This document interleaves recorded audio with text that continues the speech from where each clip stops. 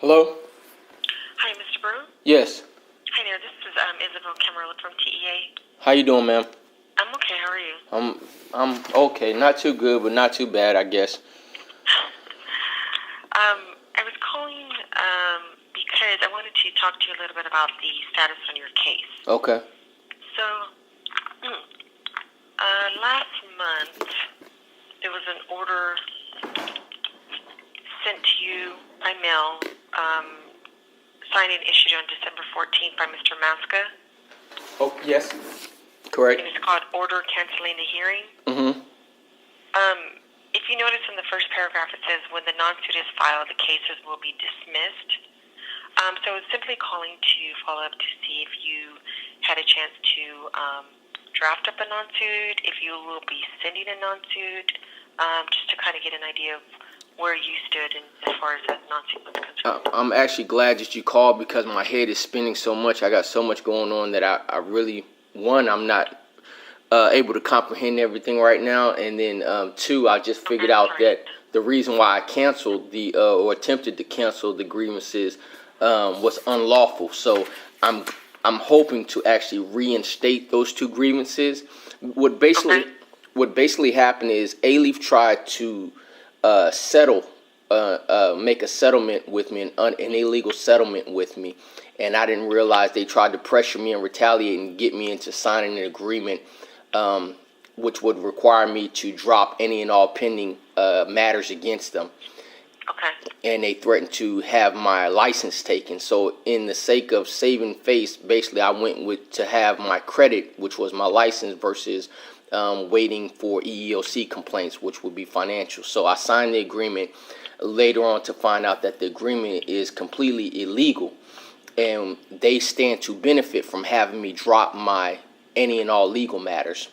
Okay. And they had also found out that I had some audio recordings of them grade changing violations. So they basically were trying to silence me and prevent me from whistleblowing, as well as prevent me from carrying on any other grievances. So when I signed it, I signed it out of good faith. I was going to move on and just leave the whole situation alone and just be left alone.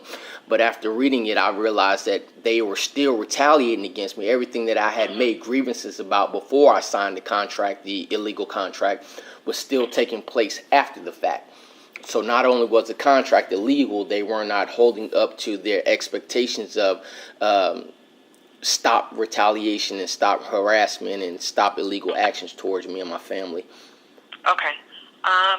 In that case, what will need to happen is we'll need something in writing,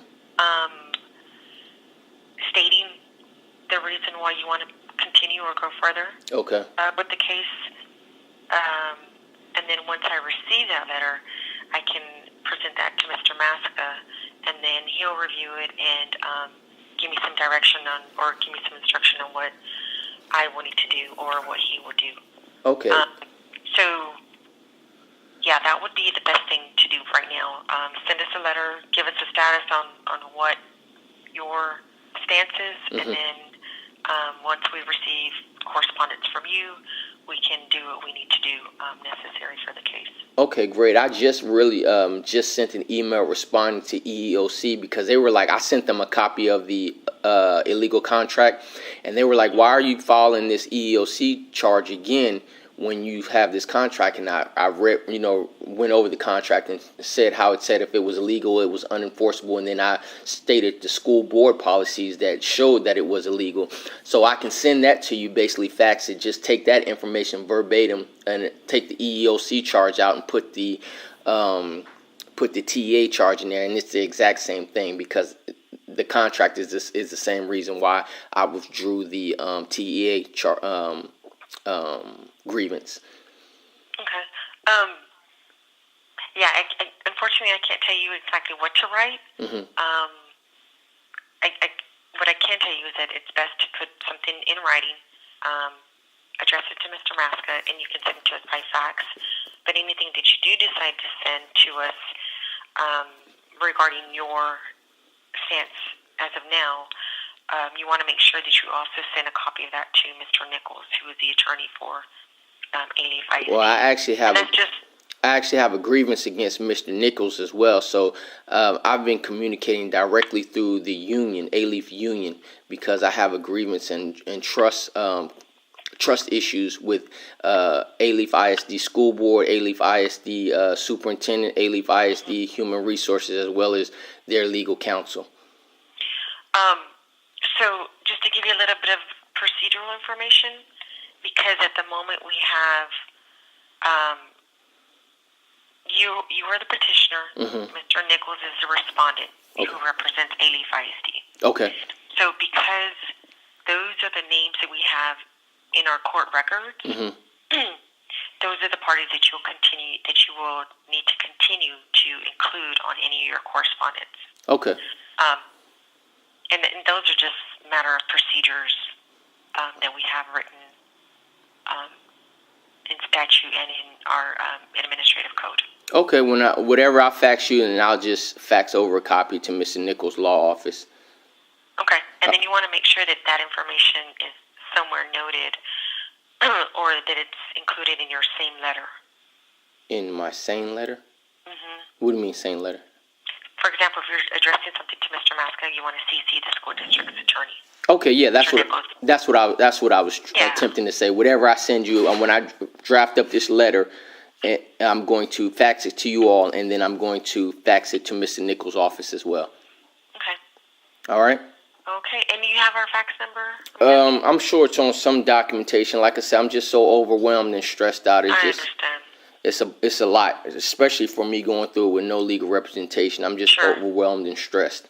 Right, I understand it. It's not an easy process to understand, and if you don't work in the legal area or field, it's kind of like learning a new language. Well, it's more so them trying to get over. I mean, as though I'm not in the legal field, I understand when people are lying and submitting false documentation. So when I'm trying to move on and be amicable, it's frustrating. I've been through divorce, and my divorce was almost a lot easier than this because it's just foolishness. I mean, they're messing with my livelihood, and then they're messing with my family and my daughter, my innocent daughter, and that's where the frustration comes. It's one thing to retaliate against me. It's another thing to include innocent children.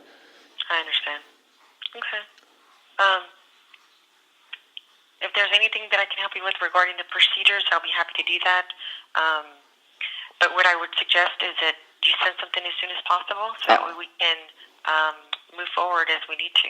I'll actually get it out today, and because I had 7 days from the date that the illegal contract was signed to void it out, and so tomorrow will be the 7th day, so I actually have until the close of business tomorrow.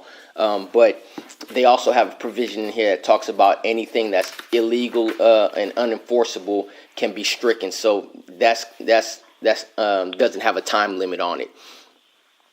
But that may be their procedures. But let's go back to our procedures. I'm going to get it to you immediately. Okay. Yeah, that'll work. And thank you for your help. And I'm actually glad that you called because I just washed my hands of the whole situation. I'm just tired of fighting, and I don't know how much more I can continue on. So I just was going to leave the whole thing alone. Okay. Yeah, like I said, you have my number. Feel free to give me a call. I did leave a message on your home number and Miss Barone's number. Okay. So just FYI. Okay. Okay. All right. Thank you.